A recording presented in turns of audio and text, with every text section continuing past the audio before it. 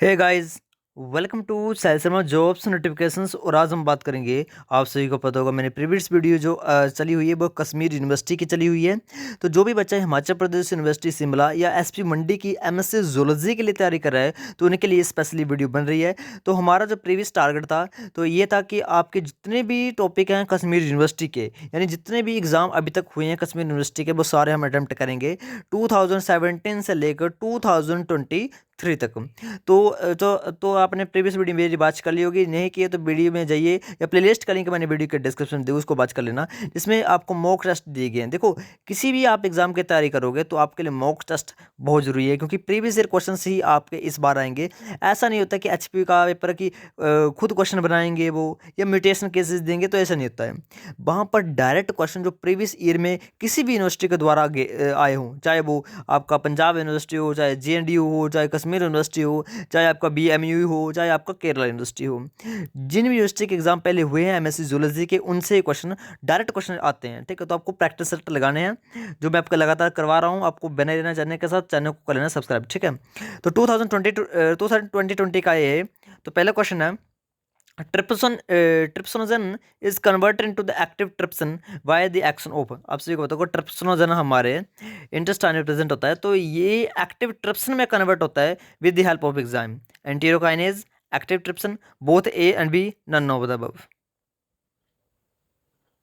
तो इसका जो right answer option number C, both A and both B, यानी एंटीरोकाइनेज भी और एक्टिव ट्रिप्सिन भी, दोनों ट्रिप्सिन को कन्वर्ट करता है ट्रिप्सिन में। Question number 22, question number 2, NaCl from the ultrafiltrate is reabsorbed in the proximal convoluted tubules यानी PCT by। PCT में NaCl का रीएब्जॉर्प्शन कैसे होता है? पैसिव ट्रांसपोर्ट से, फैसिलिटेटेड डिफ्यूजन से, एक्टिव ट्रांसपोर्ट से, या ऑल ऑफ द अबव। तो इसका जो right answer option number C, active transport से। और इसको हम बिल्कुल एग्जैक्ट देखें तो ये आपको होता है secondary active transport. Okay, NaCl का रीएब्जॉर्प्शन, तो ये एक्टिव ट्रांसपोर्ट का एक टाइप है। अगर मैं बात करूं, neurons is the at rest, ये क्वेश्चन देखो, ये क्वेश्चन खुद कश्मीर यूनिवर्सिटी के में 3 बार लगातार पूछा गया, 2023, 2022 और 2020। ठीक है, तो ये क्वेश्चन बार बार आ रहा है। द न्यूरॉन एट रेस्ट में कैसा होता है? The inner surface of cell membrane is negatively charged, they are more sodium ions outside the cell than within, both A and B, none of the above. Question number 3, तो इसका right answer option number C, both A and B. क्योंकि देखो, मैंने आपको पहले बताया इसकी trick क्या है। न्यूरॉन जो रेस्टिंग स्टेट में होगा तो उसके पास पोटेंशियल होता है -70 MB का, यानी अंदर क्या चार्ज होगा? नेगेटिव चार्ज होगा। तो पहला ऑप्शन तो ऐसे ठीक हो गया। अब दूसरा, they are more sodium ion outside the cell than within. देखो, अंदर नेगेटिव चार्ज है और सोडियम पर कौन सा चार्ज होता है? पॉजिटिव चार्ज होता है। तो ये तो श्योर है कि पॉजिटिव अंदर नहीं होगा, तो पॉजिटिव कहाँ होगा? बाहर होगा। अब जैसे सोडियम अंदर मूव करेगा, अंदर हो जाएगा पॉजिटिव चार्ज, जिसको हम बोलते हैं एक्टिव स्टेट है। ठीक है, तो एक्शन पोटेंशियल हम बोलते हैं, डीपोलराइजेशन हम बोलते हैं। तो रेस्टिंग पोटेंशियल या रेस्टिंग पोटेंशियल बोलो, या आप पोलराइजेशन बोलो, वहाँ पर आपका -70 MB होता है, यानी अंदर नेगेटिव चार्ज होता है और बाहर सोडियम होते हैं। ऑप्शन सी राइट आंसर इसका। ठीक है, question number 4, which of the following is not involved in the transmission of the nerve impulses across the chemical synapse. इनमें से कौन इन्वॉल्व नहीं होता है? देखो, एसिटाइलकोलेस्ट्रेज, सिनेप्सिन, कैल्समाइन, या all of the above. Not involved लिखा है। ठीक है, तो ऑप्शन नंबर ए, एसिटाइलकोलेस्ट्रेजेज, ये इन्वॉल्व नहीं होते हैं। ठीक है, question 5, which of the following is related to the light perception? Lens, choroid, rhodopsin, या all of the above. Light perception में ये तो बहुत इजी क्वेश्चन है, ऑल ऑफ द अबव, क्योंकि लेंस भी चाहिए, कोरोइड भी चाहिए और रोडोप्सिन भी चाहिए। रोडोप्सिन पिगमेंट होता है जो स्पेशली डिम लाइट के लिए होता है, बट हमको चाहिए तो तीनों ना, अगर हमको लाइट में यदि हमको देखना है तो लाइट परसेप्शन के लिए, तो all of the above. Question number 6, which of the following is या are involve in the muscle contraction? Muscle contraction में कौन सा इसमें इन्वॉल्व होता है? कॉलमोडुलिन, कैल्सिमाइन, क्रिएटिनिन, फोस्फोकाइनेस, या ऑल ऑफ द अबव। तो अगर थोड़ा बंदा जनरल दिमाग लाए तो इसमें क्वेश्चन में आंसर है। इधर इन्होंने लिख दिया था इज स्लैश आर, मतलब ये बोलना चाह रहे हैं, ये ले मैन में लैंग्वेज में देखो जाओ तो ये बोलना चाह रहे हैं कि सभी सही हैं, तभी इन्होंने आर दिया, नहीं तो इन्होंने इजी देना था कि एक आंसर सही होता। तो ऐसे ये तो लेने की बात है, ऐसे नहीं है। ठीक है, इसका राइट आंसर ऑप्शन में D, all of the above. Question number 7, peaks of LH and FSH production occur during. LH और FSH दो हार्मोन जो गोनेडल हार्मोन है, ये जो दो गोनेडल हार्मोन है इनकी प्रोडक्शन बहुत हाई होती है during the flow phase of menstrual cycle, the beginning of the follicular phase और ovarian cycle, the period just before ovulation या the secretory phase of the menstrual cycle. कब इनका level बहुत ज़्यादा होता है? तो राइट आंसर ऑप्शन में C, the period just before ovulation, क्योंकि ओवुलेशन के लिए ही ये हार्मोन जाने जाते हैं, यानी ये राइप ओवम को हमारे ग्राफिन फॉलिकल से रिलीज कराने का काम करते हैं। तो तब LH हार्मोन इन्वॉल्व हुआ तो ओवुलेशन से जस्ट प्रायर 2 दिन पहले, ठीक है, यानी 14 डेज को। Question number 8, FSH is secreted by ovaries, testes, both A and B, ये नन ऑफ द अबव। तो राइट आंसर ऑप्शन में D, none of the above. FSH कौन रिलीज करता है? हमारा पिट्यूटरी ग्लैंड। तो ओवरीज, टेस्टिस ये थोड़ी रिलीज करते हैं ना। Question 9, thyroxine is synthesized in. Thyroxine कहाँ सिंथेसाइज होता है? थायरोक्सिन आपका देखो T3 और T4 दो होते हैं, ठीक है। थायरोक्सिन पूछा है आपसे, तो एड्रिनल ग्लैंड से, पिट्यूटरी से, थायराइड से या पैराथायराइड से? तो थायराइड ग्लैंड से। Question 10, which of the following is या are not true about the insulin. Insulin के बारे में ट्रू नहीं है यानी फॉल्स है। Deficiency cause the hypoglycaemia, it is secreted by the alpha cells of the islets of Langerhans, is secreted by the delta cells of the islet of Langerhans या all of the above. कौन सा statement गलत है? तो सभी statement गलत हैं। पहली स्टेटमेंट क्या लिखी थी? Deficiency cause the hypoglycaemia, no, hyperglycaemia. Deficiency हो जाएगी इंसुलिन से तो ग्लूकोज हो जाएगा यानी शुगर हो जाएगा, यानी हाइपरग्लाइसीमिया हो जाएगा। तो ऐसा होगा B, is secreted by the alpha cells, no, beta cells के द्वारा सिक्रेट किए जाते हैं। क्वेश्चन में सी, डेल्टा सेल्स, तो गलत कर देना, beta cells, okay, beta cells के द्वारा हमारे इंसुलिन रिलीज किया जाता है। अल्फा से कौन सिक्रेट होता है? Glucagon, okay. Question number 11, sucrose a disaccharide is formed from. Sucrose का मोनोमर पूछे हैं, कौन से यूनिट से सुक्रोज बना है? Glucose glucose, glucose fructose, galactose fructose या ग्लूकोज एंड ग्लैक्टोज? बहुत सिंपल है ये, ठीक है। इसका right answer option number B, glucose and fructose. अगर ग्लूकोज ग्लूकोज बोलो तो बना होता है मैनोज। ग्लूकोज ग्लूकोज का कौन बना होता है? मैनोज बना होता है। ग्लूकोज फ्रक्टोज का सुक्रोज।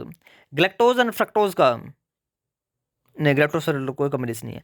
ग्लूकोज और ग्लैक्टोज इनका बनता है लैक्टोज, ठीक है। ग्लूकोज और ग्लैक्टोज का बनता है lactose, okay. Question 12, which of the following occur only to the aerobic conditions. Anaerobic नहीं, एरोबिक, यानी ऑक्सीजन की प्रेजेंस में कौन सी कंडीशन होती है? Glycolysis, oxidative phosphorylation, fermentation, none of the above. तो ऑक्सीडेटिव फॉस्फोराइलेशन, क्योंकि इसमें O2 इन्वॉल्व होती है, ठीक है। जब आपने ETC साइकिल पढ़ी है तो वहाँ पर ऑक्सीजन हमें नेसेसरी है, क्योंकि ऑक्सीजन तो हमारा फर्स्ट एक्सेप्टर है, ठीक है। Question 13, the form in which the carbon enter the citric cycle, citric cycle Krebs cycle बोलते हैं, ठीक है। The form in which the carbon enter the citric acid cycle is citric acid, pyruvate, acetyl coenzyme A या oxalo acetate.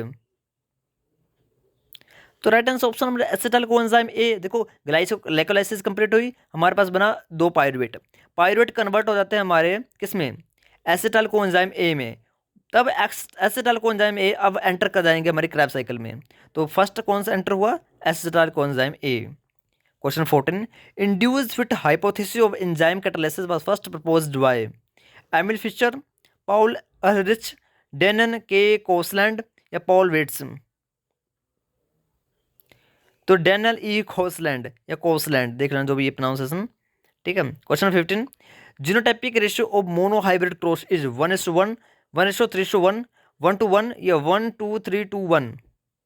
ये तो बहुत easy है, बच्चे बच्चे को आएगा इसको। तो जीनोटाइपिक रेशियो पूछिए मोनो हाइब्रिड क्रॉस की। अब देखो बच्चे 3:1 ढूंढ रहे होंगे, तो 3:1 आपके रेशियो होती है फिनोटाइपिक रेशियो। जीनोटाइपिक रेशियो पूछिए, ठीक है। क्वेश्चन 15 देखो, राइट आंसर ऑप्शन में सी, 1:2:1। Question number 16, हिटेरोक्रोमेटिन। देखो दो आपने चीजें पढ़ी हैं, यूक्रोमेटिन एंड हिटेरोक्रोमेटिन। इधर पूछा जा रहा है हिटेरोक्रोमेटिन इस ट्रांसक्रिप्शनली क्या होता है? एक्टिव होता है, इनएक्टिव होता है, रिसेसिव होता है या नल ऑफ द अबव होता है? तो भाई ये इनएक्टिव होता है। This are the not able to transcribe, ये ट्रांसक्रिप्शन नहीं करते हैं हिटेरोक्रोमेटिन। इसके भी फर्दर दो टाइप होता है, एक फैकल्टेटिव और एक कंस्टिट्यूटिव। फैकल्टेटिव तो कर भी सकता है बट कंस्टिट्यूटिव करता नहीं है। तो मेन ओवरऑल देखा जाए तो ये इनएक्टिव ही होते हैं। करेक्ट एक्टिव कौन होते हैं? यूक्रोमेटिन, जो ज़्यादा टाइटली पैक्ड नहीं होते हैं। Question number 17, A dihybrid test cross ratio is 1:3:3:1 indicates that the genes are located on single chromosome, 2 chromosome, 3 chromosome या 4 chromosome. Single chromosome. Question number 18, non-allic gene interaction is termed as non-allic interactions. ऐसे interaction जो दो एनिल्स के बीच में नहीं है, एक different allele है, दूसरा डिफरेंट एलील है, नॉन एलिक है. डोमिनेंस, एपिस्टासिस, ये both A and B. Both तो होगा ही नहीं. ठीक है, अब बताओ डोमिनेंस या एपिस्टासिस. तो एपिस्टासिस डोमिनेट होगा तो मतलब डोमिनेट तो ये बोला जा रहा है ना कि एक रिसेसिव होगा और एक डोमिनेट होगा, यानी दोनों सेम ही होंगे. इधर बोला नॉन एलिक बोला है, तो epistasis. Question 19, Okazaki fragments are joint together, A B C D. तो ओकाजाकी फ्रैगमेंट आपके लाइगेज के द्वारा जोड़े जाते हैं, ना ही ए है ना ही बी है. Okay. Question number 20, DNA replication in prokaryotes is unidirectional, by directional, disruptive या कंजर्वेटिव. प्रोकैरियोट्स की पूछी गई आपसे रेप्लिकेशन, डीएनए रेप्लिकेशन. देखो डिसरप्टिव और कंजर्वेटिव ये तो दो बहुत बड़े लिमिटेशंस थे, ये तो हैं ही नहीं. Semi conservative mode of replication होती है, तो ये दोनों तो होंगे ही नहीं. यूनिडायरेक्शन होती है या बाई डायरेक्शन होती है, दोनों तरफ मूव करती है, एक तरफ ही मूव करती है.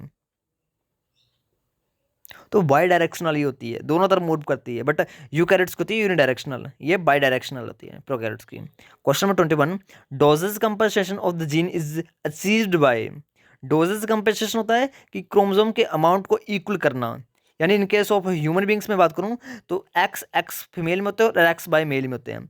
अब देखो एक एक्स क्रोमोसोम में मेल है, बट फीमेल में 2 एक्स क्रोमोसोम है, तो एक एक्स क्रोमोसोम को इनएक्टिवेट कर दिया जाता है, जिसको हम बोलते हैं वार बॉडी. ओके.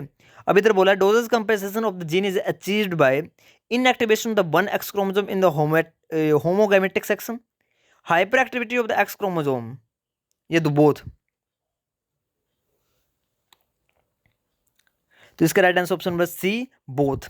क्योंकि देखो inactivation of the 1 X chromosome बिल्कुल सही बात है. दूसरा बोला hyper activity of the X chromosome in the heterogametic section. अब देखो पहली स्टेटमेंट तो ह्यूमन के केस में है, बट दूसरी स्टेटमेंट आपकी इन केस ऑफ ड्रोसोफिला मेलानोगास्ट्रा के केस में है. देखो इधर पूछा नहीं गया था कि dosage compensation of specially human या dosage compensation special for Drosophila melanogaster, but इधर पूछा गया डोजेज कंपेंसेशन सिंपल. तो दोनों स्टेटमेंट से डोजेज कंपेंसेशन की जाती है. पहली स्टेटमेंट से ह्यूमन की जाती है और दूसरी स्टेटमेंट से ड्रोसोफिला यानी फ्रूट फ्लाई की जाती है, यानी दोनों स्टेटमेंट ठीक है. Question 22, drones and workers of the honey bee are क्या होते हैं, डिप्लॉयड या haploid. Haploid diploid, both haploid ये बोथ डिप्लॉयड. मैंने कल बताया आपको ये. एक हिंट दे देता हूँ, ड्रोन्स होते हैं हैप्लॉयड होते हैं. वर्कर बताओ अब हैप्लॉयड होती है या डिप्लॉयड होती है. तो वर्कर आपके डिप्लॉयड होती है. ठीक है, भले ही वो स्टीराइल है बट डिप्लॉयड है. Haploid and diploid respectively. Question number 23, fitness is an importance fitness is an important concept in the natural selection. Fitness is the most probable property of a phenotype, a genotype, an individual or a species. A genotype. Question 24, industrial melanism illustrated the phenomena of directional selection, concealing coloration, ये both या none. तो both directional selections and concealing coloration. Question 25, who was the prominent of the inheritance of the acquired character? H.W. Waits, Charles Darwin, August Weismann, none of the above. तो इसका 25 का जो right answer option number D, none of the above. क्योंकि इधर बोला है who was the prominent of inheritance of acquired characters या acquired traits. तो इसका जो सबसे पहले जो सिद्धांत दिया था वो दिया था लैमार्क ने. तो इधर लैमार्क ऑप्शन नहीं है, तो option D is the right answer. Question 26, stabilizing selections maintaining the phenotypic tracts close to mean value. Question 27, biological species concept was given by, ये तो बच्चे को आएगा. बायोलॉजिकल स्पीसीज कंसेप्ट किसने दिए था, तो ये दिया था अर्नेस्ट मेयर ने 1942 में. Option B is the right answer. Question number 28, speciation occur in the overlapping population is termed as overlapping populations. That's the most important term. Allopatric, sympatric, geospeciation या all of the above. all of the above नहीं होगा. अब बताओ ए B सी में बताओ. तो सिंपैट्रिक, सिंपैट्रिक होता है कि एक ही स्थान में रहकर डिफरेंट स्पीसीज का बनना, इसको बोलते हैं सिंपैट्रिक। एलोपैट्रिक मैंने बार बार समझाया है, जब कोई एक बहुत बड़ा नदी, पहाड़, समुद्र बीच में आ जाए, उसकी वजह से स्पेसीज आए, उसकी वजह से डिफरेंट स्पीसीज बने, उसको बोलते हैं हम एलोपैट्रिक। जियो स्पेसिएशन कोई स्पेसिफिक टर्म नहीं है, कोई स्पेसिएशन की कोई टर्म नहीं है। एक पैरापेट्रिक होता है, एक पेरीपेट्रिक होता है, वो अलग टर्म है। इधर होगा right answer option number B, sympatric. Question number 29, evolution of the Darwin finches exemplifies adaptive radiation, allopatric, both या नन। जिसका right answer option number C, यानी अडैप्टिव भी और एलोपैट्रिक भी। Question number 30, which of the following is true about the mass extension. Mass extension are isolated and single, आगे cut गया, मुझे नहीं पता क्या लिखा है, सिंगुलर इवेंट, सिंगुलर आगे पता नहीं क्या है। Four major mass extension occur, तो छोड़ो ये कट रहा है तो क्यों ऐसे ना। Question number 23, chromatophore are absent in. Chromatophore किस में एब्सेंट होते हैं? फाइटोमेस्टिकोफोरा में, जूमेस्टिकोफोरा में, या बोथ में, या किसी में भी नहीं। तो 23 का जो 31 का जो राइट आंसर है वो ऑप्शन नंबर बी, जूमेस्टिकोफोरा में। Question number 32, Leucosolenia belongs to class Calcarea, Demospongiae, hexactinellida, या पीरोप्लाज्मे। तो कैलकेरिया क्लास का बिलोंग करता है ये शायद आई थिंक स्पॉन्जेस हैं, I think. Question number 23, dactylozooids are functionally. Dactylozooids functionally क्या हैं?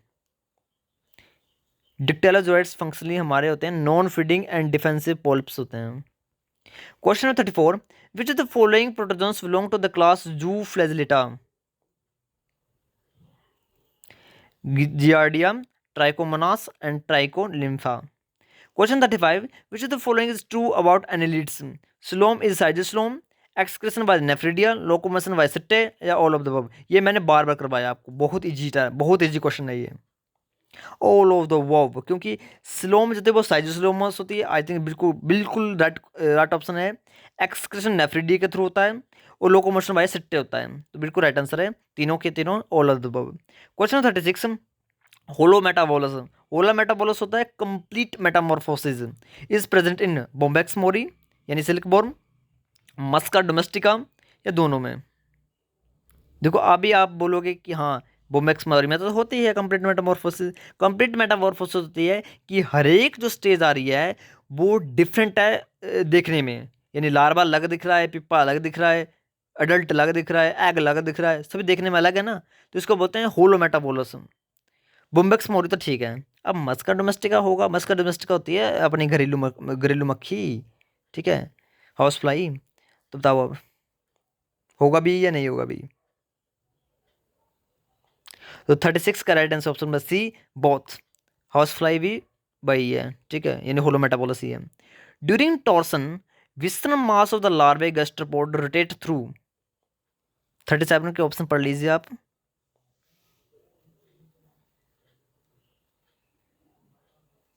तो इसका जो right answer option number B, 180 degree in the anti clockwise direction. Question number 38, exclusively marine radial symmetrical triploblastic organism with water vascular system constitute. ये तो देखो आपने water vascular system पढ़ लिया ना, तो आप तभी सोचेगा कि हाँ अब मैंने दो ऑप्शन एलिमिनेट कर दिए, प्रोटोकोडाटा और हेमिकोडाटा। अब बताओ, देखो वाटर वास्कुलर सिस्टम दो में होता है, या तो पोरफिरा में होता है या तो एकार्नोडर्मिटा में होता है। अब बाकी ऑप्शन पढ़ो, एक्सक्लूसिवली मेराइन, सिमेट्री रेडियल है, ट्रिप्लोब्लास्टिक है, ट्रिप्लोब्लास्टिक है। अब बताओ। तो 38 का जो राइट आंसर है ना वो option number A, Echinodermata. Okay. Question number 39, Tunicata is also called as. Tunicata या ट्यूनिकेट्स भी बोलते हैं इसको, तो ये आल्सो किसको कहते हैं? सिफेलोकोडेटा को, हेमिकोडेटा को, या यूरोकोडेटा को? है तो इन तीनों में ही, नन को हम छोड़ देते हैं, इन तीनों में ही आंसर। तो यूरोकोडेटा को, ठीक है, उसको बोलते हैं टूनिकेट्स। टूनिकेट्स एक ऑर्गेनिज्म भी है, ओके, टूनिकेटा उसके नाम पर पड़ा है, यूरोकोडेटा को बोलते हैं। Question of 40, Larvacea Ascidiacea Thaliacea belong to this phylum. इसके सब फाइलें बताने हैं आपको, लार्वेसी के कौन है, एस्केडेसी के कौन है और थैलेसी के कौन है। Urochordata, Cephalochordata, Hemichordata, Hemichordata, Cephalochordata, Urochordata, Cephalochordata, Hemichordata, Urochordata. तो क्वेश्चन नंबर 40 का जो राइट आंसर है वो option number D, none of the above. देख लेना, अरेंज कर लेना इनको। Question 41, which of the following is the characteristic feature of Agnatha, Agnatha होता है जोला स्पीसीज, उनका कैरेक्टरिस्टिक फीचर क्या है? स्ट्रॉन्ग जो, paid generator duct, 7 to 14 pair of gill slits, या ऑल ऑफ द अबव। मैंने गलत तो नहीं बोला? नहीं, सही बोला था मैंने, स्ट्रॉन्ग जाओ नहीं होते इनके। ठीक है, तो 41 का जो राइट आंसर है वो option number C, 7 to 14 pair of gill slits. Option A तो ऐसे एलिमिनेट हो जाएगा क्योंकि अग्नथ होता है, इसमें जो ही नहीं रहते हैं, स्ट्रॉन्ग जो लिखा है। ठीक है, question number 42, endoskeleton is cartilaginous in, cartilaginous endoskeleton present होता है आपका कार्टिलेजिनस फिशेज में। तो डायरेक्ट बताना है कि इनमें से कौन से कार्टिलेजिनस फिश है, dog fish, saw fish, sting ray, या ऑल ऑफ द अबव। तो 42 का right answer option number D, क्योंकि ये सभी क्या है, कार्टिलेजिनस स्पीसीज है, मरानी फिशेज है। Question 43, which of the following do not belong to the amphibian order Urodela, Amphistoma, Amphiuma, Pipa, या ट्राइटोन। तो option C is the right answer, Pipa. Question 44, the venom of the king cobra is neurotoxic, हेमिटॉक्सिक, या both. तो इतना neurotoxic. तो 44 question हमने कर लिए, 45 से लेकर 60 तक हम करेंगे नेक्स्ट वीडियो में कल। Thank you.